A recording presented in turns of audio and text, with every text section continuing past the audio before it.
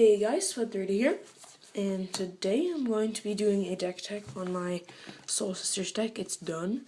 I took it to the FNM on Friday, and I won out of 16 people, which is pretty cool. And I didn't buy in. There's a thing that our FNM does where you can like pay money, and then you can get packs and everything, but I just got the FNM promo. Smash the Smithereens. It's 1 on a red for an instant, destroy target artifact, deals 3 damage to the artifact's controller. And for those of you that don't know, we got 40 subscribers, so this is kind of like a 40 subscriber special, which is pretty cool. So I'll hopefully upload some gameplay with this deck soon, and we'll finally have some gameplay up on the channel. But first I'll go over my sideboard and Mayboard, which is like cards that I don't actually run in the sideboard, but are I might switch in. So the Mayboard is 2 Oblivion Rings and Archangel of Thune. Oblivion Ring, you already know it probably if you watched any my Nice Soldiers videos on the channel.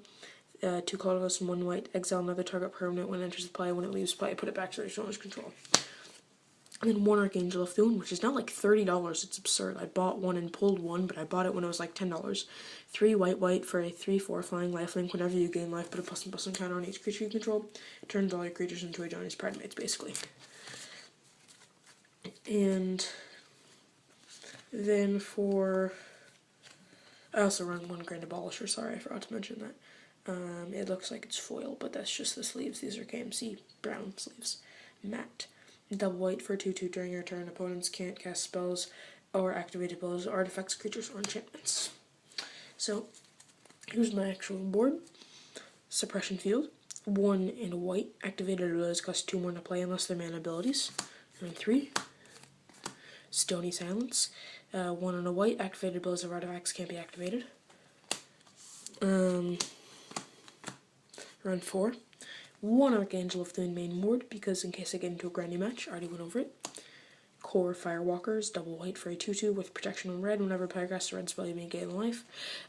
Very worst, he's a 2/2 for 2 with pro red, so even if you're not playing against a red deck, he's at least a bear, so I play 2. Rest in Peace. 2. When it enters the battlefield, exile all cards from all graveyards. If a card or token you put in a graveyard from anywhere, exile instead. Ghostly Prison. Creatures cannot attack unless they control space 2 for each creature attacking you for 3. 2 in white. And Brave Elements. 1 cool promo and 1 regular. 1 white for an instant. Choose a color. White creatures you control gain protection from the chosen color until end of turn. So that is my 15 card board that I think is pretty well adapted to the current meta at my local game store. The only deck I had any trouble with was Elves, and I lost in 3, but I'm gonna say that was kind of due to luck. Like, it could have gone either way. So, first up, I'm gonna go over my mana base. I run 2 Windbrisk Heights. It's a land with Hideaway from the Modern Event deck, but it was also printed in, I believe, Lorwyn or Morningtide. Hideaway meaning it enters tapped, and you look at the top for card of your library, exile 1 face down, put the rest in the bottom of the library, tap side 1 white, and pay 1 and tap it. You may play the exiled card without paying for its mana cost if you attack with 3 or more creatures this turn. So Windbrisk Heights is very powerful in the land department, because it allows you to cast something big, like say your Archangel of Thunes or like a Ranger of Eos Light, and then I run 18 planes. One of them signed by one of my friends as a joke. So that is my simple mana base. And then I kind of like to call this deck Playset Tribal, because you basically run 4 of every card. Honor the Pure. 1 on a white. White creatures you control get +1/+1. I run 4 because when you're having life-linking cards, they swing for a lot more and you gain more life, which is really nice. That's the only enchantment I run. And then sorceries, Spectral Procession. It's a bit weird, but it's 2 colorless / 1 white, and then 3 times, so it's either white, white, white, or any combination of that. And put 3 1/1 white spirits. The Commander version, and the Modern Masters version, doesn't really say anything about it, but on the Spectral Procession from Morningtide, or Shadowmoor, sorry, its carded for mana cost is 6. So I run 4 of those as well. because they trigger all of your sisters and gain you much life. Path to Exile, best removal spell in Modern, 1 white, instant, exile target creature, its controller searches their library for basic land card, puts that card in battlefield tapped. If you're playing against a deck like, say, I played against Odd Nauseam, and he ran out of basics when I was playing against him, so Path to Exile was just free removal for exiling. But, you know, Odd Nauseam doesn't run that many creatures anyway, so, you know. But still works against a lot of decks. Now onto the creatures. Ranger Vios is 3 and 1 white for a creature human soldier, 3/2. When it comes into play, fetch 2 creature cards with a conversion cost 1 or less and put them in your hand.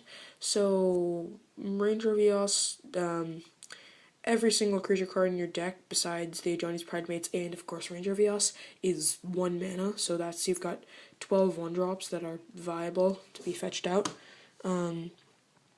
And that's pretty sweet. So we can just fetch, normally 2 Stars Descendants for 1 conditions. Or, sorry, not 12, 16, because you play, Martyr of the Sands. Ajani's Pridemates, 2 mana for a 2/2. Whenever you gain life, put a +1/+1 counter on it. I'm gonna call it the White Tarmogoyf, just because it becomes massive like Tarmogoyf. And it triggers all of your, Soul Wardens on turn 2, but out of all of the 1-drops in the deck, every single one of them will trigger this guy on turn 2, so he's gonna be a 3/3 if you played a 1-drop. Assuming you're actually going to swing with Stars Descendant or sack the Martyr of the Sands.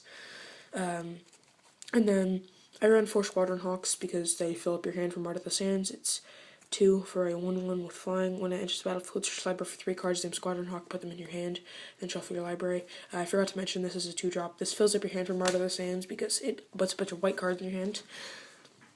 Sarah's Descendant, the deck's other win condition aside from Ajani's Pridemate. 1 mana for a 1/1 lifelink. As long as you have 30 or more life, gets +5/+5 and is flying. So with Martyr of the Sands, you can trigger this guy on turn 2 and have a 6/6 flying lifelink swinging in, which is very powerful. Martyr of the Sands is 1 mana for a 1/1. In 1, reveal X white cards from your hand, sack it, you gain X times 3 life.